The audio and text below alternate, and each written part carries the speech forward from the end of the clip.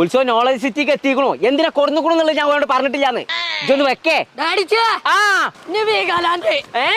നമ്മളിവിടുത്തെ എല്ലാ സ്ഥലങ്ങളും കണ്ടിട്ടില്ല. ഞാൻ ഇവിടെ ഫുള്ളായിട്ട് എന്റെ കണ്ണോട്ട് കണ്ടു തീർത്തു.